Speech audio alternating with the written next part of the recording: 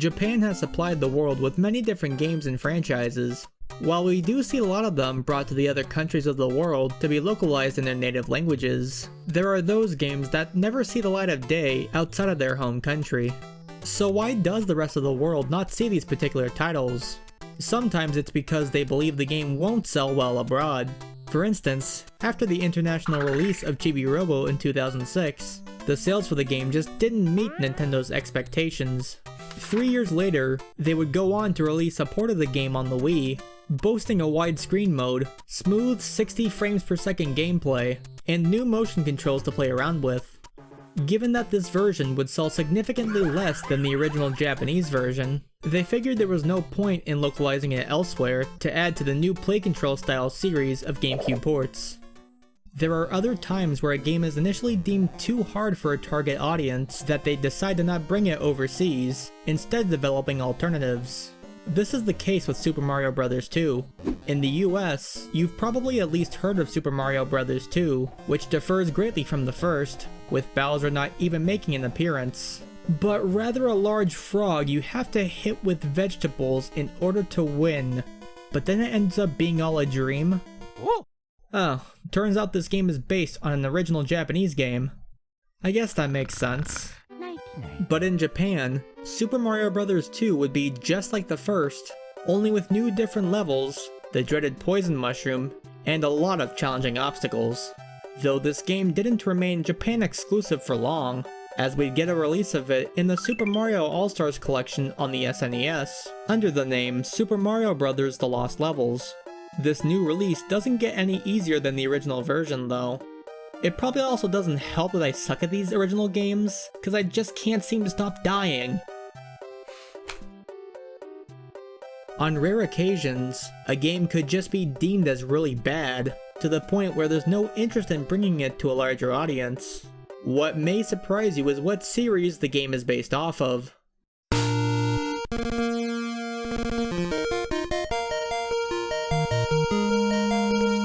That's right, an American-originated series got a Japanese-exclusive game. There was another game with the same name on the NES, though it differed greatly from what Namco published on the Famicom in 1987. The game's ridiculously small hitbox to kill enemies, along with its relentless lack of a saves or checkpoint system, made this game extremely frustrating and potentially unenjoyable to fans of the franchise. Of course, loads of other games may not see the light of day elsewhere, considering it'd be based off of some specific anime, or even because of a cancelled system add-on. But there is one title that saw great outcry to the company responsible for releasing it to bring it to the Western audience. I am of course talking about Mother 3. Mother 3. Reggie, give us Mother 3! The Mother series has over the years become more and more of a cult classic. With the inclusion of characters like Ness and Lucas into the Super Smash Bros. Games, more interest would peak in the West as to where these characters came from. This brought more attention to the Mother series as a whole, including the US release of Earthbound on the SNES, which would be considered Mother 2 in Japan.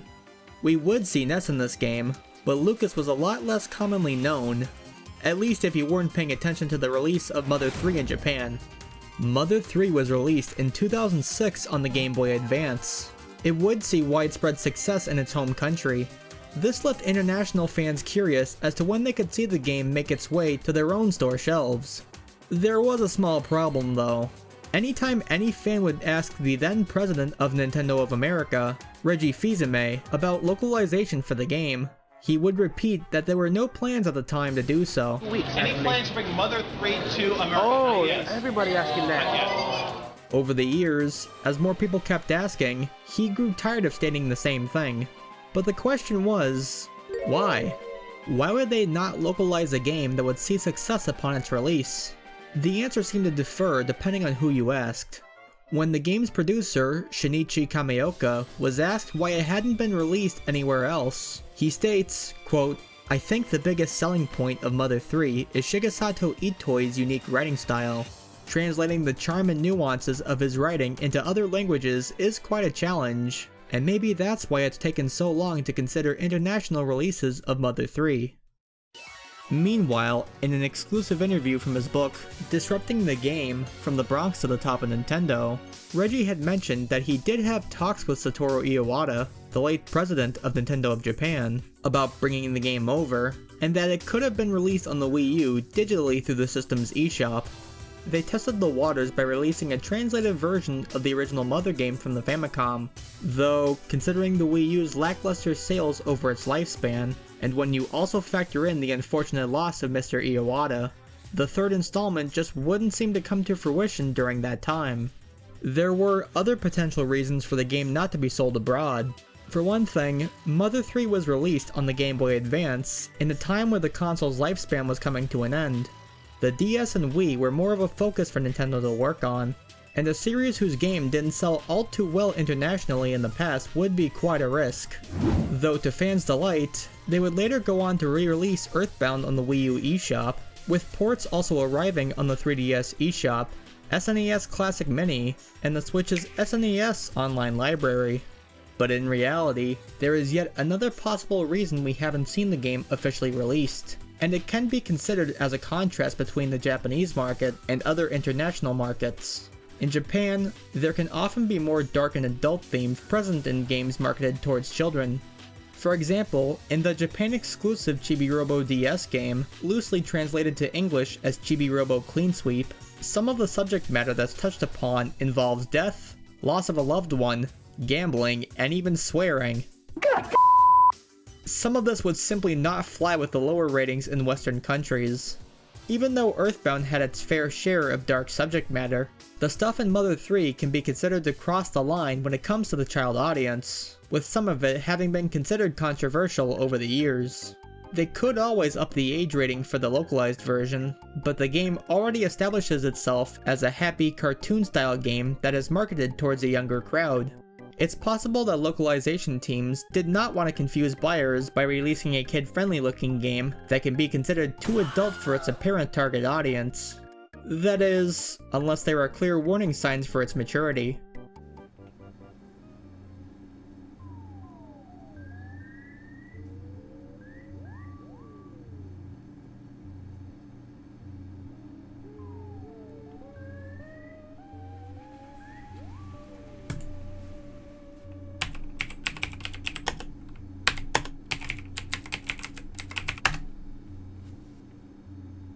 Which borrows almost note for note a motif from Back in the USSR by the Beatles, and Natural Killer Cyborg, which takes a motif directly from Michael Jackson's Beat It.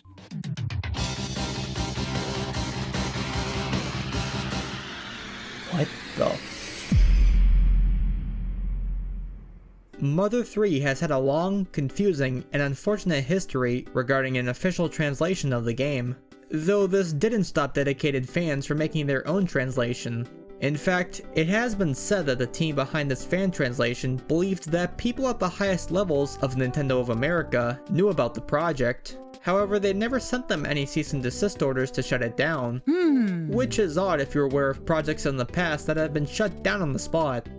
Though all in all, even though it never officially got an international release, fans of the series are able to play through the title and understand everything that's going on.